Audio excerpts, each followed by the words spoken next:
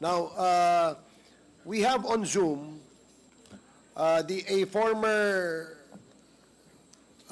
member of the Philippine National Police who was if I'm not mistaken, the deputy of the Drug Enforcement Group, no, that operated on several illegal clandestine Shabu laboratories and anti-illegal drug operations in the past. No? And I think he is now on Zoom. May we ask Colonel Asierto if you are present?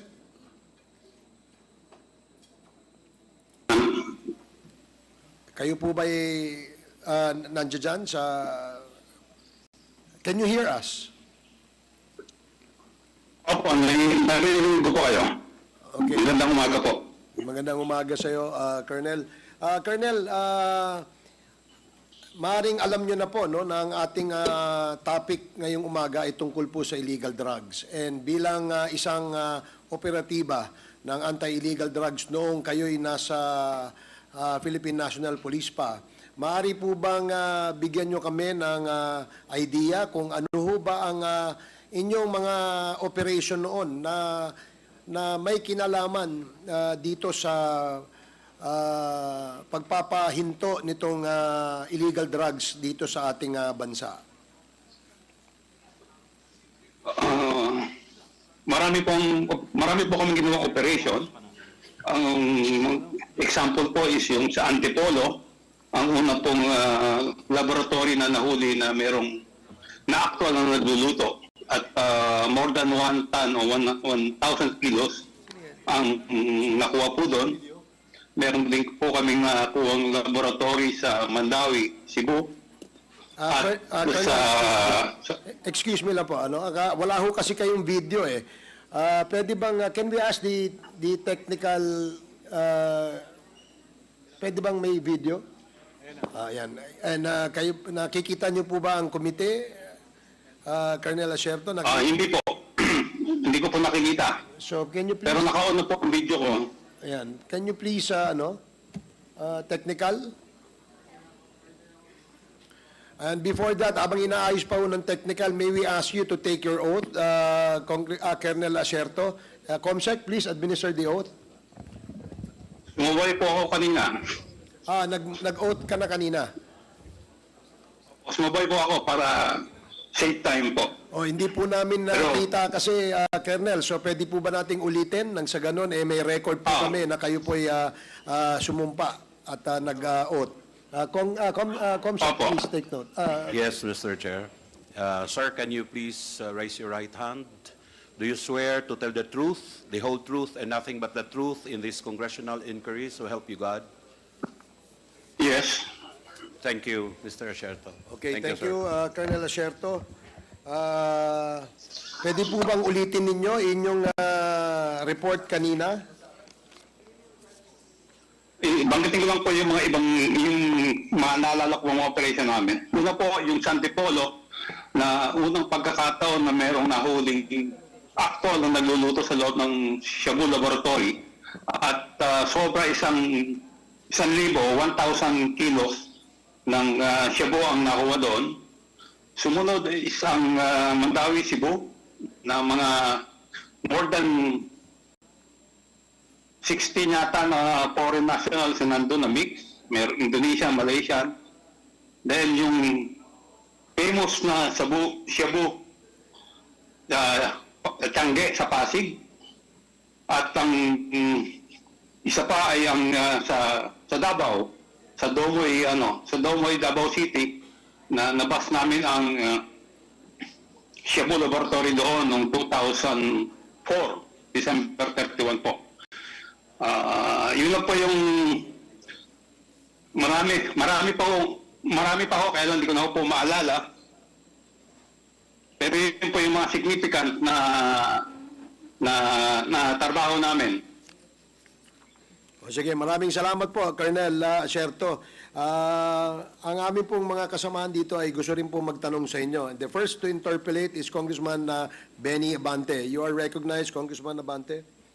Magandang umaga sa iyo at Colonel Asierto. Magandang umaga po. Kayo po pala ay na-assign na sa iba't ibang PNP stations, ano po? Sa totoo po, ako po ay lagi naka-assign sa mga task forces. Hindi po ako na-assign sa station o sa probinsya. Lagi pong special unit yung aking pong assignment. At kayo po ay, Anti-illegal drugs sa PAOK. at kayo po ay nasa ilalim ng sino pong opisyal, usually? Sa isa lang po ba kayo nasa ilalim ng opisyal o ilang opisyal lang nasa, kayo po ay nasa ilalim nila? Ang mga boss ko po ay yung mga director namin, director ng HOT o Task Force Commander, na sila General Aglipay hanggat umabot kay General Bacalso, General Dick De Leon, General Kakdak. Then yung bandang huli na, ang pinakahuling boss ko po ay si Colonel Pero, si General Mijares. Yun po ang mga naging boss ko po. Alam po ba nila ang inyong involvement sa mga operasyon na ito? At alam po ba nila ang inyong mga in-expose recently? Involved po ba sila dyan o hindi po? Ako po, hindi man po ako nagtatrabaho ng di alam ng boss ko. Alam po nila lahat yon. Kung ang tinutukoy niyo po ay tungkol dun sa report na ginawa ko tungkol kay Michael Yang at kay Alan Lim, alam po yan ng aking director during that time na si Director Mijares.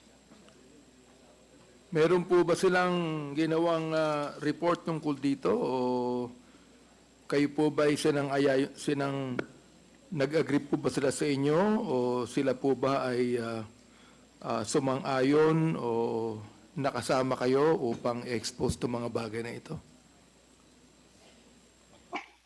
Sa kasayang palad po, sinabit ko po ang report ko kay General Bato, pero wala po nangyari. Hindi po niya inaksyonan. Iba po ang ginawa niya. Ang ginawa niya is ang kinausap niya ay si Alan Lim. Imbis na ako yung kausapin niya na gumawa ng report, si Alan Lim ang kinausap niya. Then, nagbigay din po ako ng report kay Director General Aquino ng PIDEA. Sa kanya naman po, in fairness po sa kanya, pinatawag niya ako, kinausap niya ako, in-explain ko sa kanya yung report ko kung paano ko nakuha, at ang sabi niya, ipapaabot niya sa Malacanang. Pero, nung tumutok na po ito, medyo nag-deny po siya na ang sabi niya is hindi niya maalala kung kanino niya binigay sa Malacanang. Nakakapagtaka naman po noon . Napaka-importante yung report, di alam kung kanino iniwan yung report, kanino ibinigay. Then nagbigay din po ako ng report kay General Albayalde, Chief PNP Albayalde. At nung una, dininay niya, ganun din, dininay niya nung una, pero nung sinabihan siyang mayroong litrato, medyo naalala niya. So inamin din niya, pero wala siyang ginawa. Katulad nila General Bato de la Rosa, Aaron Aquino, at Oscar Albayalde, wala silang ginawa doon sa report ko. Talagang tinabayaan nila yung report. Then, hanggang sa umabot na yung hindi nila ma-dispute yung aking report, ang ginawa nila is ako yung siniraan. Siniraan ako at yung team ko. At dahil nga doon, yung isang kasamahan ko na gumawa ng report, binukot, si Captain Lito Perote, hanggang ngayon nawawala. At ang isa ay binaril, namatay, si retired Master Sergeant Jerry Liwanag. Wala pong umaksyon sa report ko. Ano po ang posisyon ni Senator Bato de la Rosa nung kinausap niyo siya tungkol sa bagay na ito? Siya po ang chief PNP noon, pero hindi po kami nag-usap ni minsan tungkol sa report ko. Hindi niya ako kinausap. Ang kinausap niya ay si Alan Lim o si Lin Wenxiong. Yun ang kinausap niya. Kung hindi po kayong Tapos- kinausap ni Senator Bato, paano po niya nalaman ang inyong operasyon? Nalaman niya po na meron akong report dahil meron po nagsabi sa kanya na meron akong report tungkol kay Lin Wenxiong o Alan Lim. Nalaman niya yung report ko na kay Director Tascolan. Tinawagan niya po si Director Tascolan at pinakuha niya yung report ko. Nalaman ko po ito kasi tinawagan ako ni General Tascolan. Tinatanong ako kung nag-usap kami ni Chief PNP Bato that time. Kasi bakit ba pinapakuha yung report ko? Ang sabi ko kay General Tascolan, sir, hindi po ako pinakausap. Hindi ko po alam kung paano niya nalaman na meron akong report na ibinigay sa inyo. Noong pong 2017, sino po ang Director General ng Philippine National Police? Si Bato rin po ba? During that time po, siya pa po ang director. At kayo po'y gumawa ng isang Director report. General.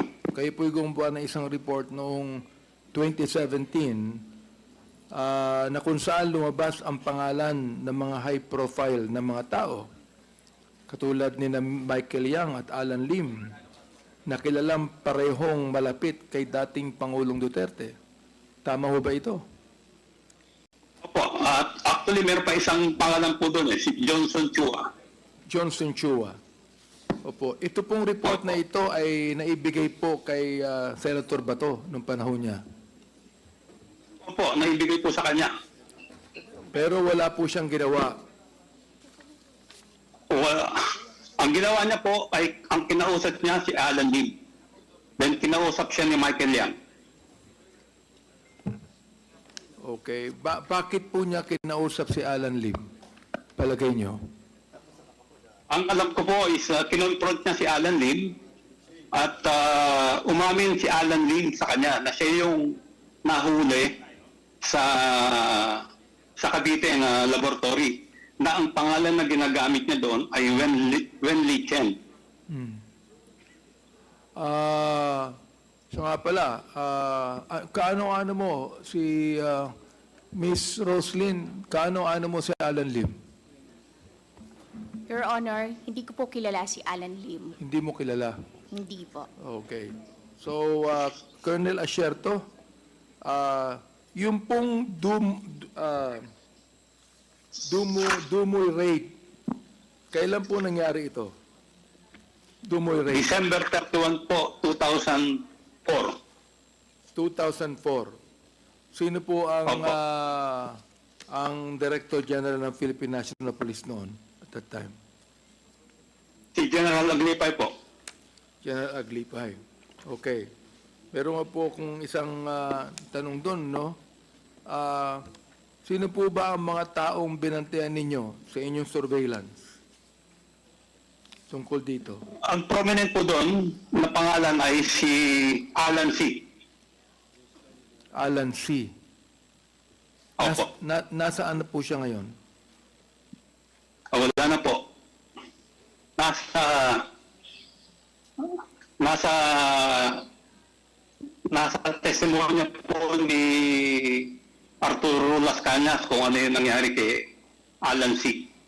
Okay, Colonel Asierto, pakibanggit nyo nga po sa amin sa Quadcom kung ano ang koneksyon ni Michael Yang sa drugs at ang koneksyon ni Michael Yang sa dating Pangulo. Si Michael Yang po ay nung inibisigaan po namin yung sa Domoy noong 2004, si Michael Yang po ay hindi namin nakikita. Kasi po ang participation niya ay nagsimula o yung aming surveillance is nagsimula noong October 2004. Pero ang participation ni Michael Yang, base dun sa impormasyon na nakuha namin, is nagsimula siya noong August. Ang participation niya is siya yung tumanggap ng dalawang 40-footer container van na naglalaman ng mga saring-saring gamit ng mga chemicals at equipment at mga ibang produkto na ginamit sa pagtatayo ng laboratory sa Domoy at yung doon sa nahuli sa Cagayan de Oro. Yun ang participation ni Michael Yang sa Domoy. So, although siya nag-participate, pero during our surveillance nung October hanggang mabas namin nung December 31, hindi namin siya nakita. Si Michael Yang po ay una kong natanggap ang information sa kanya noong April 2016, campaign period. Ito po ay ipinakita sa akin ng litrato na magkatabi si Michael Yang, si then presidential candidate Rodrigo Roa Duterte, at si Bongo na nasa loob ng isang pribadong eroplano. Yan po ay 2016. Ang sabi sa akin ng asset is magkaibigan si Michael Yang at si then Mayor Presidential Candidate Duterte. So, nung matanggap ko po yung informasyon dahil 2016 campaign, hindi ko po muna ginalaw kasi parang hindi pa ho hinog yung informasyon. Nung manalo na si Pangulong Duterte at nasimula na yung war on drug na maraming namamatay, sinimulan ko na po yung aking betting doon sa informasyon na natanggap ko tungkol kay Michael Yang. So,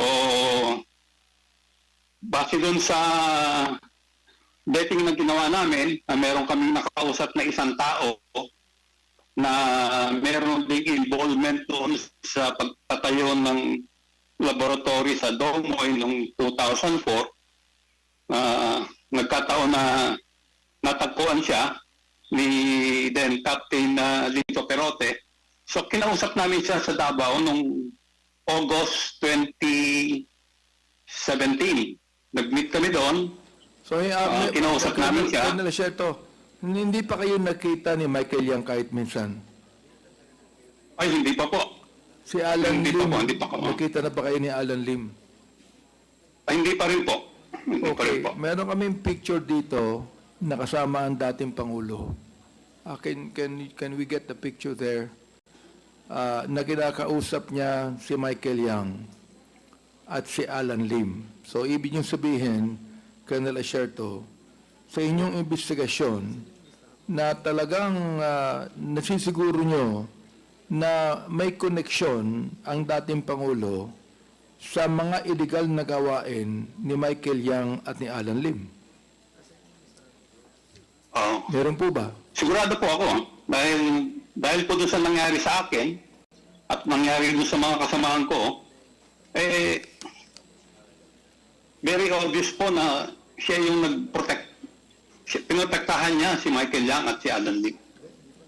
Ano pong nangyari? Dahil Ano pong nangyari sa inyo? Yun po ba ay ginawa sa inyo? O dinicide ninyo? O ginawa po sa inyo sapagkat nakita nyo ang involvement ng dating Pangulo dito kay Michael Yang, kay Alan Lim? Nakita nyo na hindi pinansin ang report ninyo ni Senator Bato, karon din po si ang iba pang mga Director General. Nung parang lumabas po kasi, nung hindi nila ma-dispute yung aking report, kasi supported naman po ng mga dokumento. May mga warrant of arrest si Johnson Chua, merong court decision si Wen Lichen o si Alan Lim sa Cavite. So, hindi nila ma-dispute yung report eh. Ang ginawa nila is sinira nila kami. Naglabas sila ng white paper against us, ginawan kami ng matrix. Sino pong gumawa nun? Sino pong gumawa ng mga yan? Alam niyo po ba? Kilala niyo po ba kung sinong gumawa sa inyo ng mga white paper na yan? Sila po ba ay nasa loob ng Philippine National Police? Sila po ba ay mataas na opisyal ng Philippine National Police? Meron po akong suspekta kung sinong gumawa, pero hindi pa po kumpleto yung aking ebidensya, pero alam po namin na siya yung gumawa, kaya lang hindi pa po kumpleto. At yan pong white paper ay ginamit ni Pangulong Duterte nung nagsalita siya sa General Santos. Yung papel na winawagayway niya na sinasabing kung ano-ano tungkol sa amin, na ako raw nag-smuggle ng AK-47, nagbigay daw ako ng baril ng AK-47 sa NPA, nakikidnap daw kami ng mga Chinese at pinapatubos, at kung ano-ano pang mga pati yung pagpatay sa Koreano, ibinintang sa amin. So, Kailan po dahil nangyari yun? hindi nila kayang Colonel, kailan po nangyari yun? yung hindi ko na po matandaan yung exact nung kailan yung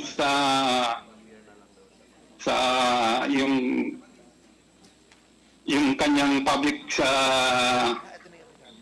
engagement sa General Santos. Pasensya na po kayo, talaga pong medyo mahina po yung aking pag-alala sa date, pero lahat naman po yan is nasa media. Lumabas na po sa media yan. So, lahat po itong sinasabi ko ay nangyari, mabe-verify po sa media. Mayroon po ba kayong sariling dokumento na nagsasaad na si Michael Yang po at Alan Lim at ang ibang mga PNP chief ay may connection dito sa inyong iniimbestigahan? Ang ginawa ko pong report ay nasa kanila, ibinigay ko sa kanila yung report ko. Oo.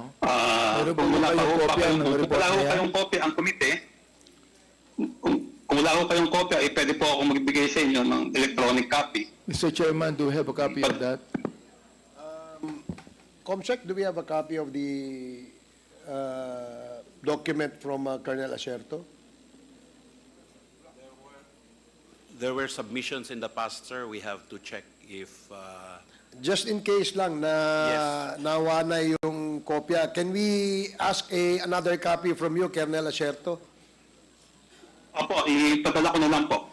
Lahat po ng dokumento na meron ako, pati mga notes, mga pictures, mga passport picture ni Alan Lim o ni Lin Wenxiong, ipadala ko po sa inyo. So, Colonel Acerto, of course, alam nyo na under oath po kayo. So, lahat po ng inyong mga sinabit, mga binanggit ngayong araw na ito sa aming Quadcom ay puros katotohanan po lamang. Opo, Wala pong halong katotohanan po ba ito? Ang pangalawang tanong, wala bang halong politiko ito? Ang pangatlong tanong, masama ba ang loob nyo sa dating Pangulo o sa mga Director General, kaya kayo nagsasabi ng ganito ngayon? Pakisagot po. sobrang anim na taon na po akong lumalaban sa katotohanan. Kung ang aking report ay hindi totoo, ay madali po na lang itong i-discredit. Pwede nila kagad i-present si Alan Lim o si Michael Yang. Si Michael Yang meron siyang tattoo sa likod. Ang alias niya is Dragon. Kasi meron siyang tattoo sa Dragon. Lahat po yan nasa report ko. Mayroon pong tattoo Kung sa ako po likod si Michael Yang. Opo, sa likod. Oo. Alias Dragon po ang tawag sa kanya. Akala ko ba hindi pa kayo nakita ng Michael Yang? Paano nyo nalaman na meron siyang tattoo Opo. sa likod? Sino Yun po yung nagsabi sa inyo na yun po meron yung siyang tattoo sa likod? Yun po yung binanggit nung confidential informant na nung ipinakita ko po yung mga pictures, yung iba-ibang pictures ng mga Chinese o iba-ibang photos. Tinuro niya po yung picture ni Michael Yang. Pero ang tawag niya, yan po si Dragon. Sabi niya, bakit Dragon? Sabi ko sa kanya, bakit Dragon? Sir, meron po siyang tattoo sa likod ng Dragon. Pwede nyo bang sabihin sa amin kung sino po yung informant na yon? Nandun po yan sa report ko. Alam sa report ninyo. Opo, nasa report ko po yun. Kung pwede po, ang- pakibigay po sa amin lahat ng mga dokumento para makita po namin ito. Opo, Yan. Opo, ibigay ko sa inyo. Pati po ba yung mga personalidad na nakalagay din po doon? Opo, meron po yung meron parang siyang summary information ni Johnson Chua, ni Michael Yang, at saka ni Alan Lim. Okay. Andito po ngayon si Pidea Wilkins Villanueva na nagsasabi na walang kinalaman si Michael Yang sa drugs. Anong masasabi ninyo? Ano po, si Wilkins Villanueva, hindi naman po siya talagang naging, masasabi ko na involved dun sa surveillance casing build-up doon sa Domoy. At base po naman dun sa information na natanggap namin, si Michael Yang ay lumutang, ang participation na po ni Michael Yang is noong August 2004. Nagsimula kayong mag-surveillance o magkaroon ng case build-up is October na po October 2004. So talagang hindi namin nakita si Michael Yang during the intelligence build-up. O, paano nyo Tapos yung sinasabi rin ni Wilkins dun sa press call nila sa Malacanang dati, na yun daw pong picture ni Alan Lim, nung mugshot niya, saka yung present picture ni Alan Lim ay malayo. Ang tanong ko po sa kanya is, siya ho ba eksperto sa photograph analysis? Napakadali lang naman pong malaman kung totoong iisang tao yan Fingerprint lang po. Fingerprint. Colonel Asierto. May Colonel Asierto, andito po si Pidea Wilkins Villanueva. Pidea Wilkins, can you say something about this? Pagkat iyong sinabi na walang kinalaman si Michael Yang sa drugs. So, will you please answer this? Yes, Mr. Chair. Yung Dumoy Clandestine Laboratory actually started October of 2004.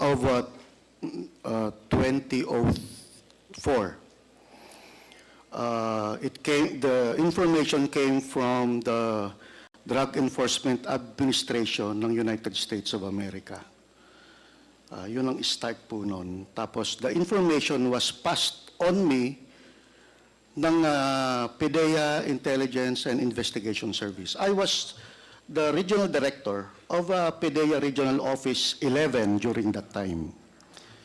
So ang information, before kami, gusto ko lang, Mr. Chair, na Mr. ikwento. Villanueva, Yes. do you know Colonel Asierto Yes, personally? Mr. Chair. Okay. Kasi sometime October, first week of October actually, nag-meeting po kami nito sa EDSOT ni Colonel Asierto. Kaibigan ko po ito, sir. Yes. Mista ko po ito, sir, si Colonel Asierto. Okay. So during that So, time, classmate kayo? na-turn back lang siya, Mr. Chair. Okay. So, graduate ako ahead of him. During that time, Mr. Chair, nagkaka-editan ang PDEA at ang EDSOT. Kasi ganunan That was the first, yun yung unang, ng PDEA at EDSOT. So, Yun ang problema nyo nagpapagalingan kayo. yes, during that time. Oo. Kaya nga, since mista ko, sir, si... Sana wala nang pagalingan ngayon. ay, nung time ko, Mr. Chair, wala nang ganun Oo. Nung 2020, si wala nang Hindi ko dumating na makakalimutan yung nangyari doon sa Quezon City. Yes, sir. O, can you imagine? Pare-pareho kayong law enforcers. Kayo nagbabarilan. Yes, Your Honor. Oh. So what happened, case conference kami ni Colonel Asierto. Nasabi niya, may nahagip siyang personality Aha. na papuntang Davao. But naputol doon, Mr. Chair. Until noong October 26, nabigyan ako ng information na may padating na dalawang Chinese national na manufacturer sa Davao.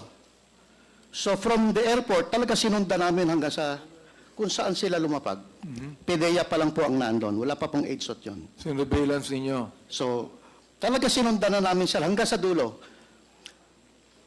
Ang kagandahan doon, Mr. Chair, is pagdating doon sa pinuntahan nila, that same, yung bahay na pinuntahan nila, that was an apartment. Subject po yun ng previous case operation plan ng PDEA. Sino po yung dalawang Chinese? Mr. Chair, Chinese name hindi yung You would know because ikaw ang leader yes, ng Mr. operasyon. Chair, You but would know. 2004 wala na po akong i-find out ko, Mr. Chair, and May report kayo niya sa Bidaya, am I right? yes, we submitted sa PDEA yung mga progress report hanggang sa after operation report. Mr. Chair, may I ask that But pipilitin ko, Mr. Chair, kasi that he submit to us the report, please. Wala na ba o ano? Andyan ba? pipilitin kong hanapin sa files ko, Mr. Chair, kasi yung sobrang tagal, most of the laptops na nasa akin na corrupted. So, pipilitin kong maghanap, baka na-save ko somewhere along sa mga... So naniniwala kayong walang kinalaman si Michael Yang sa drugs? During that time, Mr. Chair, walang Michael Yang eh. Ang alam ko lang na sinabi ni Colonel Asierto is Johnson Chua, which is both. Talagang subject namin dalawa yon. But there was no Michael Yang during that time. Colonel Asierto, what can you say about that? Sa sinabi ngayon ni General Wilkins. Ano po? Anong Totoo po masasabi? Totoo po yung kay Michael Yang na talagang hindi na namin nakita nung mag-start kami mag-surveillance noong October. Kasi nga po, ang sabi nung may confidential informant Panther na August nung tinanggap ni Michael Yang yung dalawang 40-footer container van. Yung sinasabi niya naman po tungkol doon sa information na galing USDA, tama po yun, galing USDA. Sa akin po ibinigay. Ang information na ibinigay sa akin ng USDA is nagbigay siya ng isang number, nag-load number, na ang last 4 digit is 1988. Kaya medyo natatandaan ko po. So very Totoo po yun, General. 1988. Totoo. Yes, Mr. Chair. Okay. Binigyan nga ako ng log doon ni Colonel Asierto about that. Okay. Na yung information niya, na yung log na yon, tumumbok na sa Davao. So doon kami nagkatugma. So doon kami nag-collaborate, Mr. Chair. Anong ibig sabihin yung nasa Davao, General Villanueva? Yung user nung number na binigay niya is naandun sa Davao. Therefore, yung pong drugs nasa Davao. I don't know, Mr. Chair, but yung Hindi mo personality alam. na gumagamit ng telepono na yon is na-trace sa Davao, Mr. Chair. Kaya pumayag ako makipag-collaborate kay Colonel Asierto because, Davao to. So, sa akin, lahat ng pertaining sa Region 11 is under my area. So, ito daw, Mr. Chair, yung sinabi namin, pwede itong first time na to mag-collaborate ang PDEA at police. And it happened, Mr. Chair. Hanggang ilang taong kayo ron? Sa Until 2008, Mr. Chair. 2008. Yes, yes. So, where were you when the former president became president? Nasa regional office 10 po ako, Mr. Chair. You were As a still regional active at director. that time. Yes, yes. Mr. And you Chair. are the, Regional Director of Regional Office 10. are you also involved? Sa PDEA pa rin, di ba? PDEA? Yes, yes, Mr. Chair. Okay. So, Colonel Asierto. Colonel Asierto. Colonel Asierto. Ano po yun? Opo. General Villanueva attested and agreed with you on on what you said. So, can you continue on? Ano sa masasabi Opo. niyo? Tungkol naman po doon sa mga binigyan ko ng report, siguro po natural na sumama ang loob ko kasi sila po yung aking mga immediate upper class sa PMA maging si General Aquino, Class 85, siya ang nag-receive sa amin. Nung plebo kami, sila yung class na nag-receive sa amin. Tapos ang mga squad leader namin, 86. Yung class nila General Bato at Colonel Acerto, merong nabanggit si General Villanueva na dalawang Chinese na hinabol nila sa Davao. Ay, hindi niya maalala yung mga pangalan. Kayo po ba naalala niyo yung pangalan, Colonel Acerto? Yung dalawang Chinese na yan? Hindi ko po alam yung sinasabi niyang Chinese, pero ang target po namin dyan, yung nagpunta kami sa Davao, is si Alan Sino yung gumagamit ng number ng 1988. Sino pong Alan? Alan Lim. Alan C po. Alan C. Okay. So, Opo. ilang taon na po silang involved sa drugs sa pagkakaalam ninyo? Hindi ko po maibigay yung exact na taon kasi nung ma-receive namin yung information na yun, middle of 2004 yung binigay sa akin yung number na 1988 ng Until? USDA. Until? Ano po? Yung number na binigay sa akin po ng USDA na mayroong last 4 digit na 1988 is parang ibinigay po sa akin ng mga middle of 2004 eh. So, pina-verify niya sa akin yun, pina-investigahan. Then, after a couple of months, yung isang asset ko po na dito sa Pilipinas, binigay din po yung same number na involved din daw sa production ng shabu. At ang base So, po nila sa nagpunta po Davao. yung- Ang kanilang base sa Davao. Opo, ang i-trace ko nga namin, nasa Davao. At ang dating Pangulo ay mayor pa ng Davao nung araw. Opo, siya po yung mayor. Siya po yung mayor that time. Kasi bago po kami magsimulang mag-surveillance, pinuntahan po namin siya ni Ben Wilkins Villanueva, director ng PIDEA doon sa 11. Parang respeto po na courtesy call na nandun po ako sa Davao na tiga Manila, Manila Base Unit na mag-ooperate sa Davao. Kasi po nga, Mayor, at alam kong very supportive siya sa mga anti-illegal drugs operation. So, during So, that time, minabuti po namin. wala kayong hinagap, Colonel Acerto at General Villanueva, wala kayong hinagap na involved ang dating mayor po ng Davao sa drugs. Mr. Chair, Meron ako po. General Villanueva, sige po. Mr. Chair, talagang supportive Wala ang- kayong hinagap na involved ang dating mayor sa Wala drugs? po, Mr. Chair. Hindi nyo alam. Actually, during the operation, yung actual operation, Mr. Chair, Yes.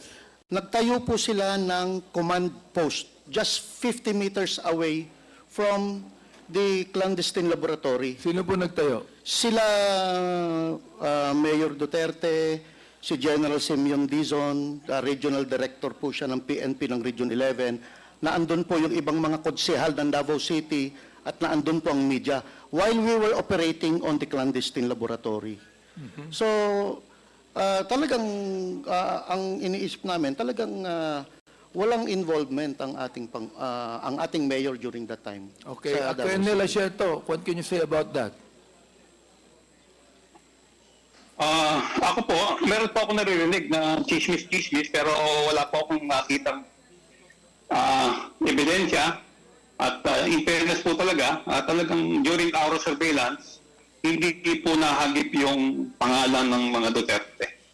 Naglalaro Hindi lang- po namin hagip, in fairness. Naglalaro lang po ang isip ko dito, no, sapagkat may mga napatay na mga mayor na involved sa drugs, may mga napatay na mga high profile na involved sa drugs. Ano po ba ito? Ito po ba ay to annihilate the competition para isa na lang ang manguna dyan? O ano po bang palagay nyo? Colonel Acerto. Sa aking pong assessment, with yung kanyang pagproteksyon kay Michael Yang, saka kay Alan Lim, ang aking po is parang cover up po yung pagpatay niya sa mga maliliit na sa mga maliliit na personality na involved sa droga. Parang cover up. Kumbaga, Yung assessment nyo. Parang cover up po eh. Oo, cover up. Dahil Bakit po nyo nasabing parang cover up? Kasi po ang namamatay is yung mga nasa baba, yung mga user. Yung, kumbaga is mga end user. Tapos yung medyo yung distribution, yung mababang distribution. Pero yung source po, hindi po ginagalaw. General Villanueva, Ang anong pasok palagay nyo? po- Anong palagay nyo? Mr. Chair, iba yung ano ko, iba yung analysis ko doon, Mr. Chair. Kung bakit nagtayo ng Davao Laboratory. Kasi Mr. Chair, talagang during the time, talagang mataas ang level ng aming vigilance against crime, illegal drugs. Ano na ngayon ang assessment nyo during the time During that time, that Mr. the Chair. former president became president and he had war on drugs and killed so many people? Ano po yung assessment nyo dyan? For example, like Mayor Espinosa, pinatay po, Paruhinog, pinatay. Si Jed Mabilog ay kinakailang umalis ng Pilipinas sapagkat pinagbintangan. Ano po ang assessment nyo? Mr. Chair, hindi ko I cannot give any assessment on it because doon lang po ako sa anti-illegal drug campaign. Well, that's anti-illegal drugs. Yes, Mr. Chair, pero That's the yung anti-illegal drugs campaign. pero wala pong actual na ebidensya na Ebidensya. pwede kong ituro ang ating presidente. Oh. So, I cannot speculate on the things na wala po akong personal knowledge. Of course, that's true. Yes. Anyway, Mr. Chairman, at tutuloy ko na lang mamaya para yung ibang naman ay makapagtanong din. Thank you very much.